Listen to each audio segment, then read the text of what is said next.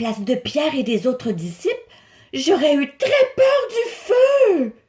Moi aussi, j'ai très peur du feu. C'est vraiment très dangereux. J'aurais vite appelé les pompiers et ils seraient arrivés avec leur gros camion. Mais voyons, Tiba, les pompiers n'existaient pas dans ce temps-là. Mais vous avez raison que le feu est dangereux. Mais dans cette histoire, il n'est pas question de vrai feu qui brûle, mais plutôt du Saint-Esprit qui vient dans le cœur des disciples. Ah, ça me rassure. Et pourquoi ce feu est-il allé sur chaque personne? Dieu avait promis dans l'Ancien Testament qu'il enverrait une puissance sur chaque personne qui ferait appel à lui. Jésus aussi avait dit aux disciples qu'il leur enverrait cette puissance, qui les aiderait à vivre d'une façon qui plaît à Dieu.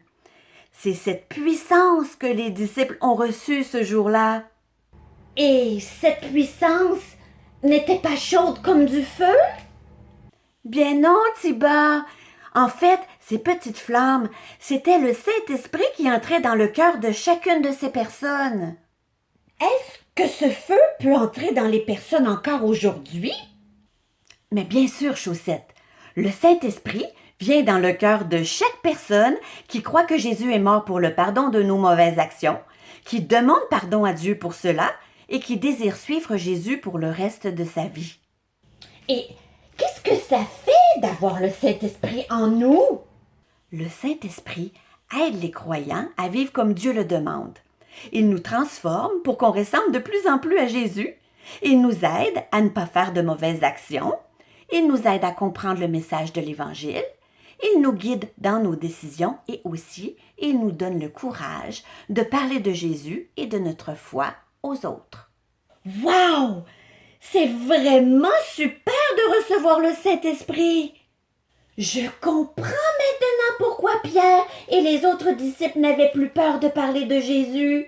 C'est ce feu, non, je veux dire le Saint-Esprit qu'ils avaient reçu qui leur donnait ce courage. Tu as bien compris, Tiba. Ils risquaient d'être arrêtés comme Jésus, mais ils n'avaient plus peur.